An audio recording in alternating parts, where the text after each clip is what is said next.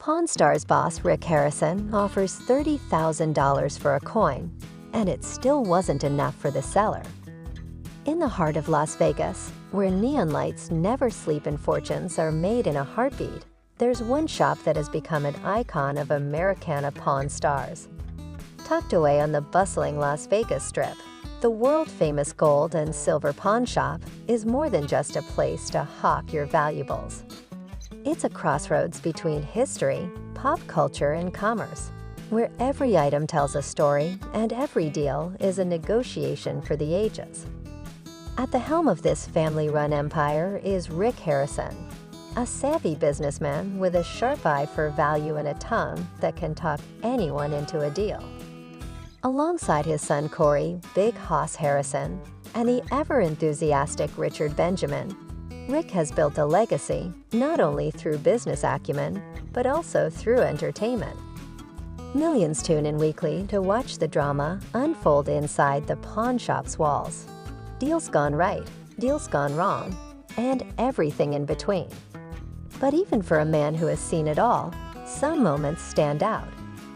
One such moment came when a rare coin walked through the door, and no matter how high Rick was willing to go, it still wasn't enough. It started like any other day at the pawn shop. Customers wandered in with everything from vintage guitars to antique firearms, hoping to strike gold with the Harrison team. But one man arrived carrying something different, a small, unassuming velvet pouch. Inside was a coin that at first glance looked like any other old silver dollar. But as soon as Rick laid eyes on it, he knew this wasn't just another coin. This, he said, turning the coin over in his gloved hands, is the 1893 S. Morgan dollar. For those unfamiliar with numismatics, the study and collection of coins, the name might not mean much. But among collectors, the 1893 S. Morgan dollar is legendary. Minted in San Francisco, hence the S mint mark. Fewer than 100,000 were produced that year, making it one of the rarest and most sought-after coins in American history. In pristine condition, it can fetch hundreds of thousands of dollars at auction. Rick, who has handled countless rare items over the years, immediately recognized the significance. He turned to the customer, asking where he had found it. "My grandfather collected coins back in the 40s, the man explained. He kept them in cigar boxes under his bed. This one was tucked away in a little leather case. I didn't think much of it until I did some research online. That research had led him to believe the coin could be worth well over $100,000. And now he was standing in the middle of the gold and silver pawn shop, looking to cash in." Rick doesn't negotiate lightly. He's known for his calm demeanor and his ability to read people.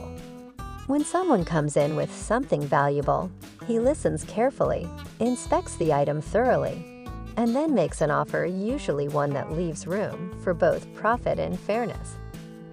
This time, though, he knew he'd have to dig deep. "I'll give you $25,000, Rick said, placing the coin back on the counter. The seller didn't flinch. "I've been told it's worth closer to $150,000, he replied. Rick nodded. "Yeah, in perfect condition, maybe. But this one's got wear. See here." He pointed to a few faint scratches on the coin's surface. "It's not graded by PCGS or NGC. Without that, you're not getting top dollar anywhere." The man hesitated. He clearly knew the coin was valuable, but he also seemed unsure of its exact worth. Rick saw an opportunity. "Let me tell you what," Rick offered. "I'll bump it up to $30,000. That's a lot of money for a single coin. You walk out of here today with $30,000 in your pocket, guaranteed." The camera zoomed in on the man's face. The wheels were clearly turning. $30,000 was nothing to sneeze at. For many Americans, that's a year's salary. For someone who stumbled upon a coin in their grandfather's attic, it was life-changing. "I appreciate the offer," the man said slowly. but I think I'd rather get it professionally graded first. If it's better than we think, I don't want to sell it too cheap." Rick leaned back in his chair, arms crossed. He had heard this before. Sometimes customers wanted to hold out for more. Sometimes they wanted validation. And sometimes they just didn't know what they had. "Well, fair enough," Rick said. "You do what you gotta do. Just remember, if you come back after grading and it's not as good as you hope, I may not be able to match that offer again." The man nodded, took the coin, and left the shop, leaving behind a stunned silence. Back behind the counter, Big Hoss shook his head. "Man, that guy just walked out on 30 grand. Corey chimed in. "He's got no idea what he's dealing with. Once that coin hits the market, it's gonna disappear. There's no telling what kind of markup a dealer will put on it. Many sellers believe their items are worth far more than what a pawnbroker offers. With the internet full of stories about million-dollar collectibles, it's easy to get caught up in the dream."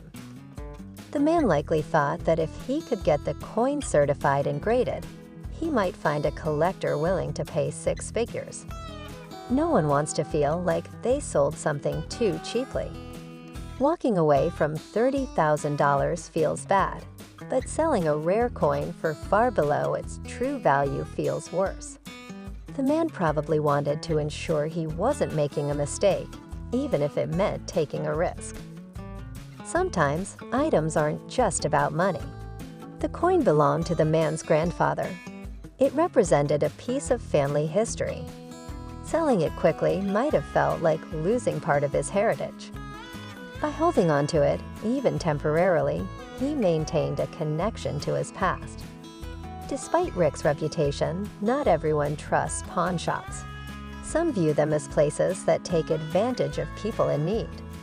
The man might have believed Rick was trying to lowball him, even though the offer was generous given the uncertainty around the coin's condition. To understand whether the man made a wise decision, it helps to look at the broader market for rare coins. The 1893 S. Morgan dollar is one of the most coveted coins in U.S. numismatics. In lower grades, it can sell for tens of thousands of dollars. But in higher grades, especially MS-65 or above it, can command prices exceeding $300,000. However, grading is everything. Coins must be sent to third-party grading services, like to receive a certified grade. These services authenticate the coin and assign a numerical score based on condition, luster, strike, and preservation. Without certification, a coin's value is speculative. Rick's offer of $30,000 was reasonable for an uncertified example. If the coin was in poor condition, it might not be worth more than that.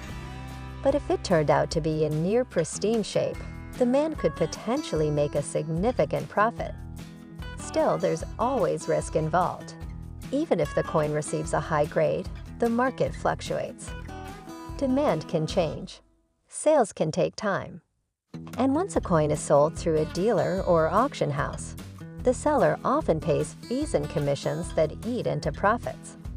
While this particular transaction didn't close, it offers valuable insights into the world of high-stakes pawnbrokering and the psychology behind big-ticket negotiations.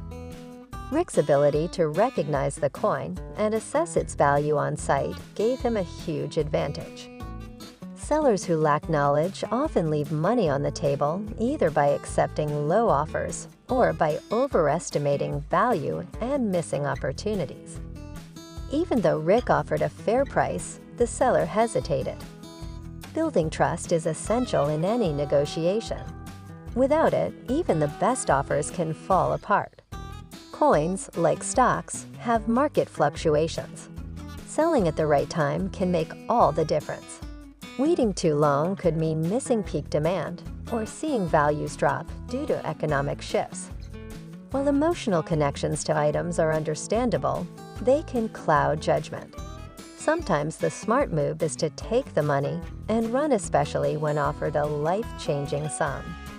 Whether it's a guitar signed by Elvis or a coin passed down through generations, the real value isn't always in the price tag. Items carry memories, histories, and legacies. That's what makes shows like Pawn Stars so compelling. It's not just about stuff. It's about people.